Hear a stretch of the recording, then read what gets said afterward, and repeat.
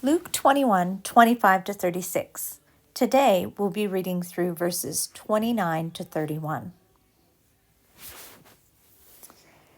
Kai epen parabole nautois, idete ten sukein kai panta ta dendra. All right, so verse 29. First things first, let's find the verbs. I can see a verb here with epen and here with idete. Our first verb is a second aorist, so aorist, indicative, active, third singular. It is one of those second aorists that uses different roots based on which tense. So I like to usually assign this as Lego, even though it is not from the same root. And it means he said, or he, she, or it said, or he, she, or it spoke. Based on the context, we know Jesus is speaking. He spoke. And then obviously we're going to have some direct speech. And the second verb actually is within that direct speech. And it is also a second aorist, but it's imperative. So often in direct speech, we'll see imperative forms. This is a second aorist imperative. And the te at the end, it tells us it's a second person plural. And again, we have another verb that uses different roots and different tenses. I usually label the ids with horao. All right. And it means to see. So blepo is sort of related. Horao and ide are related words as far as our meaning goes. And so because it is imperative, we just need to write in see here.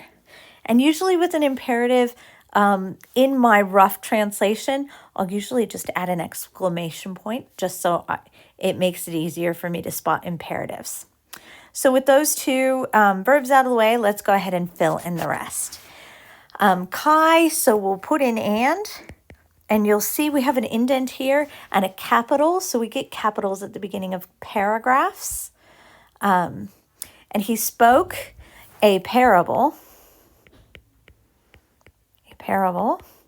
to them. So you can see that this is plural, and you can also see that it's dative. So to. And then we will go ahead and add our quotation marks there. See, and sukein is fig tree. See the fig tree. And all the trees. Okay, so panta is the plural, and we have ta dendra, both plural. Okay, so our next verse. Hoton probalosin ede, blepontes af heauton, genoskete, hodi ede eges to, theros esten. All right, so we have a few verbs here as well, and a few different moods that we're looking at. So our first one is probalosin, which is, again, a second aorist. We have quite a few of those in this passage, from probalo. And it's the fact that it has the single lambda that tells us it's an aorist form. And it's a subjunctive, which we can see because of this lengthened connecting vowel, the omega instead of an omicron, where you'd be expecting an omicron otherwise. Okay, so this is an aorist subjunctive active, and it's a third person plural of probalo. And our subject here is the trees, right? From the previous verse. So the fig tree and all the trees. Whenever they, and I like to, because Ballo has that sense of throwing, I like to try to get the word throw in there whenever I can. So I'm going to I'm going to translate this as throw forth leaves, because we're going to have to provide leaves within the context, because you can use this word to mean that without needing an additional direct object. But in English, we would need to supply it. It sort of is left incomplete if we don't supply leaves. So throw forth leaves. And then we have genoskete, which is either a present indicative active or a present imperative active. They're the same exact form. And you'll see we have it in the next verse as well when we get there. And it looks exactly the same, even with the way the textual critics have added the accent in, right? And so, and because of the same form, you cannot determine whether it's indicative or imperative. You sort of have to use the context. And I'm going to suggest that this first one is indicative and the second one is an imperative. Hopefully you can see from the context as we go why that is. So I'm going to write this as a present indicative active second person plural of gnosko. And just going to put in you know. All right. And then one more verb, esten, which is super easy. Present indicative active, third singular of Amy. And it simply means he, she, or it is. When we get to it, we'll see that the subject is, well, it's actually probably more like a predicate nominative.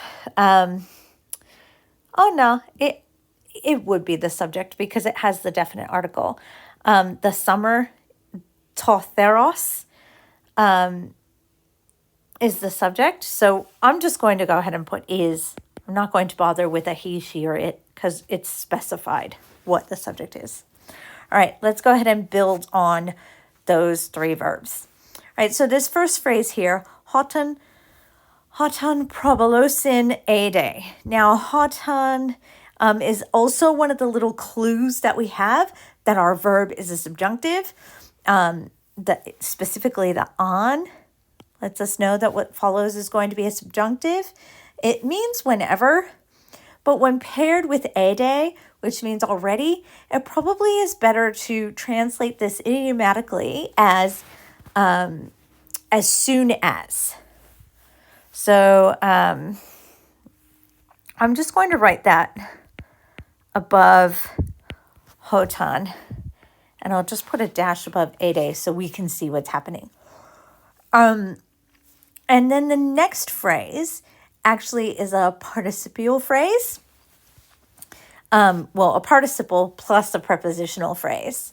So blepontes, it's a present active participle. It's masculine nominative plural.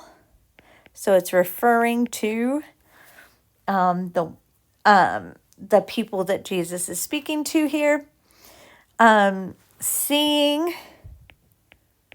so I add ing for present participles when they're being used adverbially.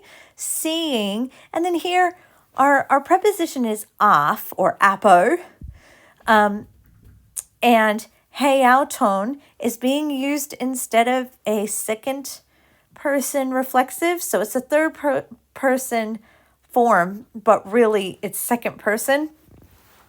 And again, we need to think about the semantic range of apo. It's usually from or out of.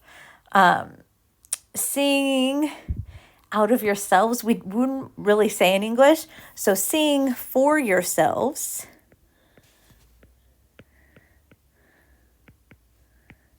You know that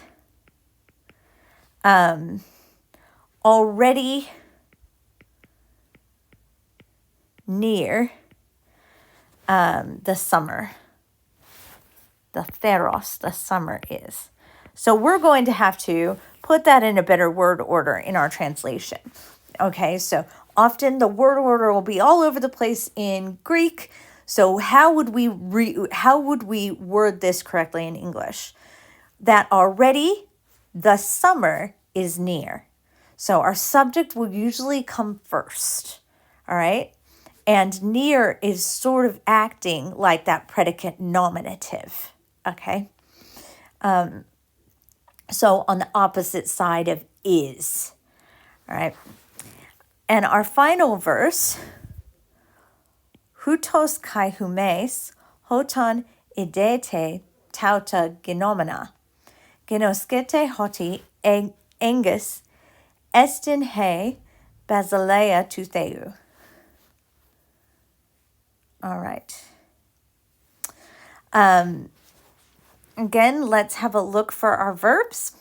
So, idete, that is another subjunctive, another aorist subjunctive.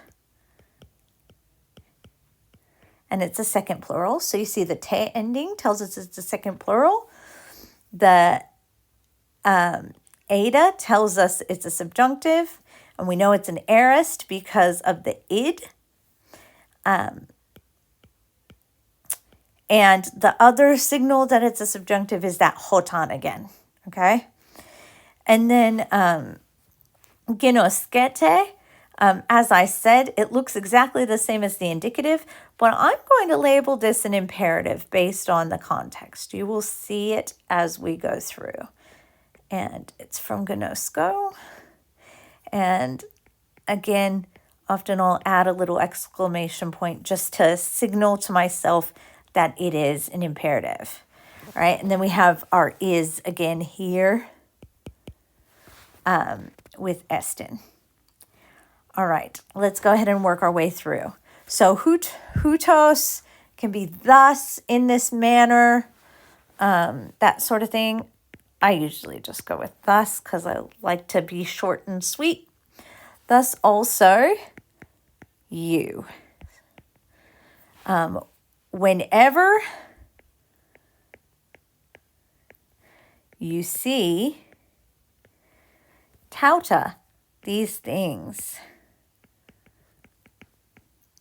And then genomena, it's a participle, a present middle. It's one of those deponents, participle. It's a neuter accusative plural because it's the things that are being seen, right? Of genomai.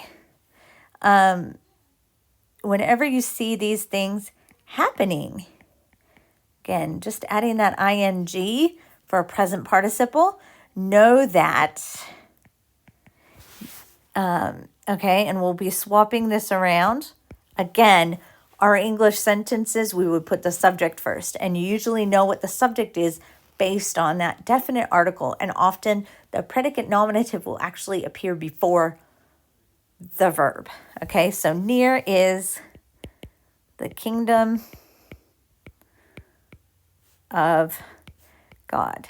So we would say the kingdom of God is near. All right, let's go ahead and have a look at my translation. And he spoke a parable to them. See the fig tree and all the fig trees.